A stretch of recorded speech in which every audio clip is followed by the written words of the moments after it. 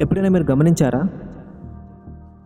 ఆకాశంలో అతిపెద్ద గాలి తుఫానులు చెలరేగుతూ ఉన్నప్పుడు అన్ని పక్షులు, అన్ని జంతువులు కూడా భయపడి దాక్కుంటూ ఉంటే గద్ద మాత్రం కొండ ప్రదేశాల్లోకి వెళ్ళి అత్యంత కొండని ఎక్కి ఆ కొండ దగ్గర ఉంటుంది. ఎప్పుడైతే గాలి ఎక్కువ అవుతుందో ఆ గాలి ఎక్కువ అవుతున్న కొద్దీ ఆ గాలినే తనకు ఆసరాగా చేసుకొని ఆ గద్ద ఇంకా పైకెళ్ళి స్వేచ్ఛగా విహరిస్తుంది. అది ఏమాత్రం భయపడదు. ఆ గాలికి దాక్కొని తను అల్లాడిపోదు.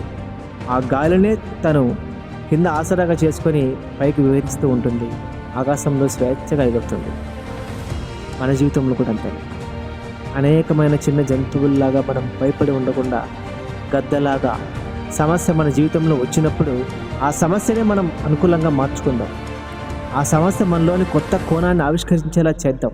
ఆ సమస్యకు భయపడి, బాధపడి, ఇబ్బంది పడి మనం సమాజం బయటికి రాకుండా ఉండకుండా ఆ సమస్యను ఎలా అధిగమించాలో ఆలోచించి ఆ సమస్యని ఎదుర్కొని ఆ సమస్యని ద్వారా మనం ఇంకా మనలోని కొత్త జ్ఞానాన్ని బయటకు తెచ్చి ఈ ప్రపంచానికి కొత్తగా కనపడతాం.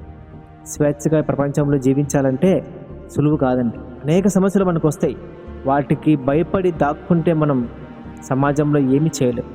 సో గద్దలాగా సమస్యను అధిగమించి మనం స్వేచ్ఛగా లోకంలో బతుకుతాం. ఆ సమస్యను ఆయుధంగా మార్చుకుందాం. ఇంకా మనకు కొత్తగా పరిచయం అవుతాం.